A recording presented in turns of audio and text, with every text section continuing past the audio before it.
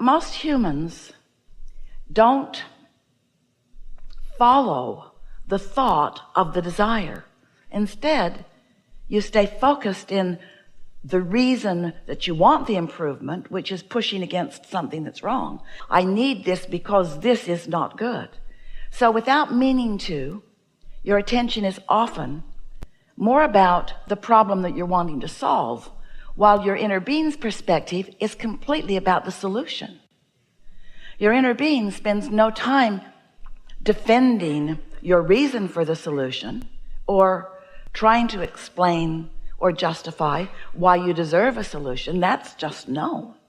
But when you do that, when you justify, when you defend, when you rationalize, when you try to get the good stuff by pushing against the bad stuff, then you are vibrationally different from your own inner being. And when that happens, there's resistance within you. There's a resistance within you that is evidenced by your negative emotion. And it's the reason that things are not becoming the solution that you prefer more quickly. So we want you to ask yourself today and every day from now on, whenever you're feeling anything less than really good feeling emotion, is this serving me any way to keep active in my vibration, my awareness of what I don't want?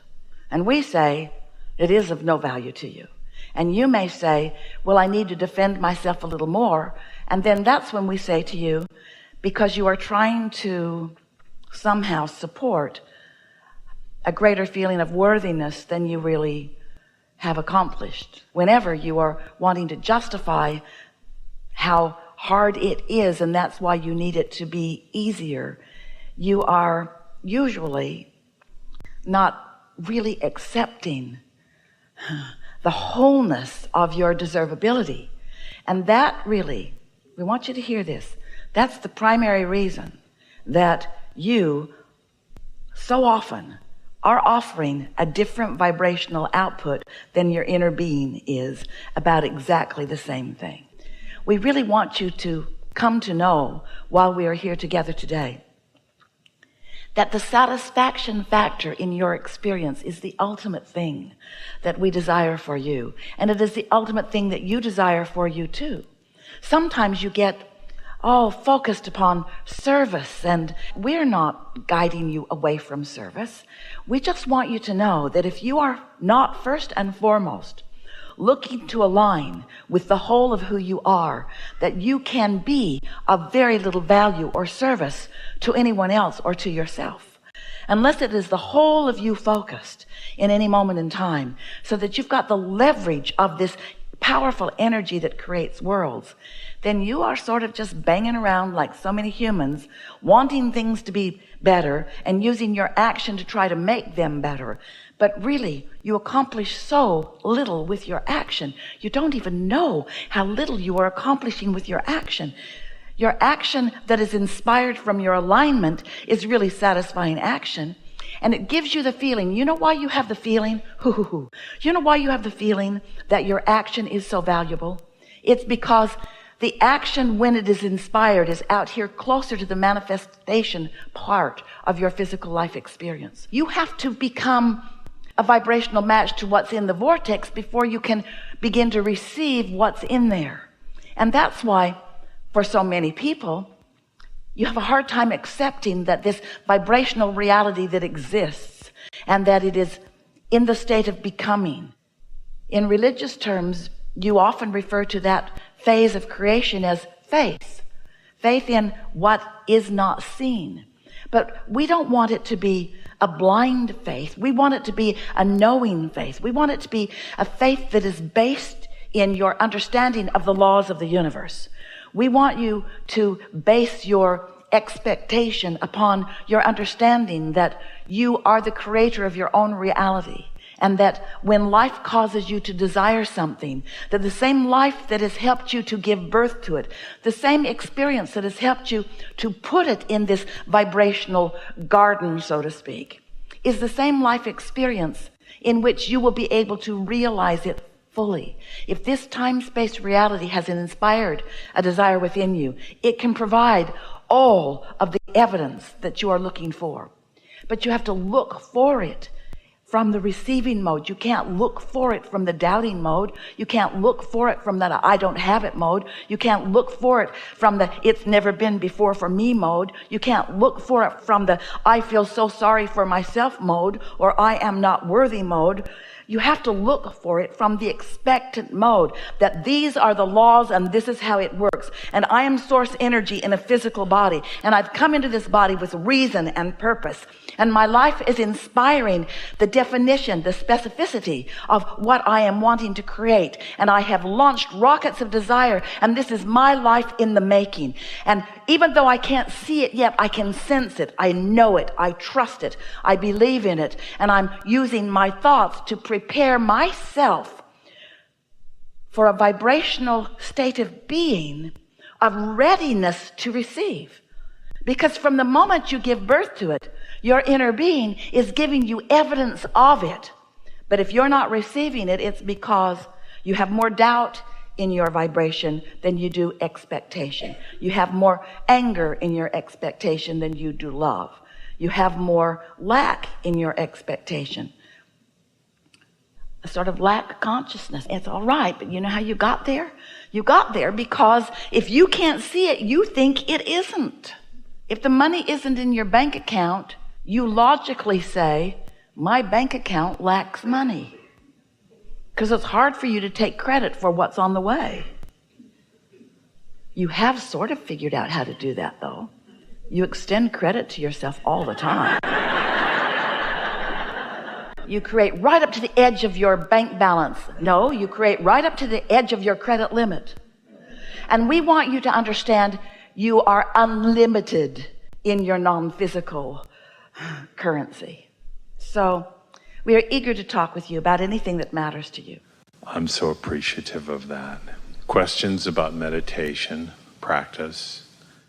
People make meditation more intricate and more difficult than it needs to be. It really is just quiet your mind and let your real mind dominate. That's what it amounts to. Well, I belong to a faith that practices chanting. After reconnecting good way too. Yeah, and after reconnecting with this work recently, like within the last year or so, I've come to the understanding that really the chanting is just getting the conscious mind to focus on something. Especially if you're chanting on something meaningless. Yeah. If you choose something that you can't connect to anything, then it can distract you from things that are resisted in nature, and up you go. Yeah. So that's been really good. I kind of became a bug on a windshield about 3 years ago and got to experience homelessness. And well, you want to talk about a place of contrast, and got really focused on what I wanted, which was not shelter. Shelter, and income and all that. And never thought anything like that would happen to me, and it did, and I'm so grateful for it because of the way it really sharpened my focus on what I want. Yeah. Sometimes humans ask for extremes because they've been missing the simple clues. So the extreme just gets their attention. And then after you've experienced the extreme, you don't have to keep doing that. Yeah. And I don't. Yeah. And I'm not. Yeah. And now I have stuff I have to dust.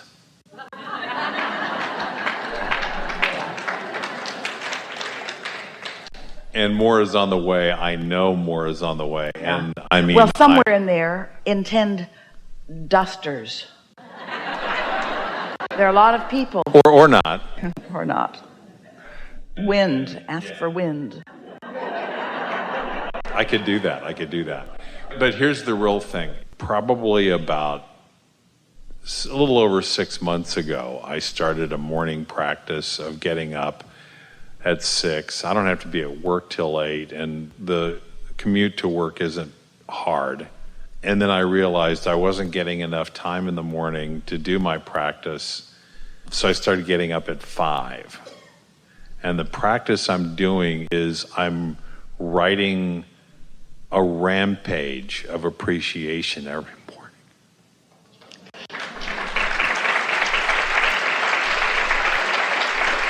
And I feel this momentum building up, and I have no idea where it's taking me, and I don't care. You're giving us something really good to chew on here, because when people say, I don't know where it's taking me, we want to say, where you are and how you feel is enough. Yeah.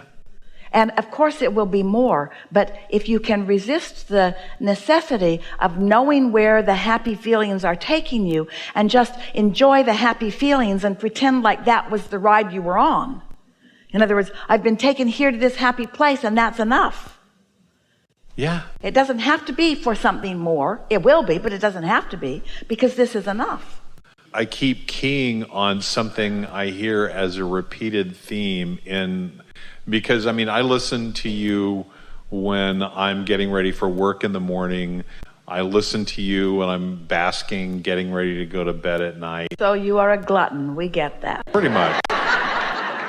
I may have to start my own 12-step program for you. Yes. I just keep keying on this one thing, and that is to make how I feel the most important thing. Feeling good, the most important thing. But think about it in context of what we've been talking about. In this moment, because I am aware, and because my intention is to feel good, and because now I have some tools that I know work for me, so my interest and my personal emphasis is upon creating my environment for reception. And then if something sneaks up on me, as we were talking about earlier, and you weren't prepared and something, then don't make a big federal case out of it. Instead, take the bounce from it and accept it as part of the important thing, as you did, that helps you to identify with more clarity what you do want. Nothing can go wrong. And there's nothing serious going on. There's nothing serious going on. It's all for your valuable, creative satisfaction. Honestly, where I am right now. When you think about humanity or individuals who want to make a difference, they want to do something that's big and important, and they want their life to be meaningful, and they want to make an impact. You hear all of these things. You may even feel some of these things. But inherent in that kind of reaching is a dissatisfaction that sort of slows it all down. It's like saying, I'm not there yet, but I'm still going. And when you're saying I'm not there yet, you're stalled out. But when you say, I am there, where? Feeling good. Now you're not stalled out. Can you feel the difference? I am where I am, and that's all right. I'm ready to be ready to be ready to be ready. I'm an evolving being in a constant state of evolution. I'm exploring contrast just as it should be, and I'm coming to new awarenesses of what I desire, and I'm following the flow of that as best I can, and it's all good. Feel how solid that is, and how moment by moment by moment you're feeling good. Humans, in large part, stand in constant yearning for this to happen before they allow themselves to feel good. And when you get it, that you can feel good anyway. Because right here where you are, the most important thing, the only thing that you really care about, the only thing that matters, the only thing that is important or necessary for happy is the union between you and you. You don't have to get down the road for that. You don't have to wait for another day for that. All of that power is right here, right now. And it's contingent only upon the thoughts that you are thinking right here and now. But the thoughts that you are thinking right here and now are contingent upon the atmosphere that you've prepared that makes it possible to think those thoughts. You see what we're getting at? So don't beat up on yourself if you're not thinking such blissful thoughts that you're in perfect union with your inner being. It's all right. Your inner being isn't going anywhere. Your inner being isn't saying, you've got 5 more minutes. You got 5 more minutes. That's all I'm waiting for you. Your inner being will wait for eternities, over and over and over and over again. Your inner being is there, knowing your value and knowing it so much that all you got to do is just lean that way, and your inner being will just suck you in.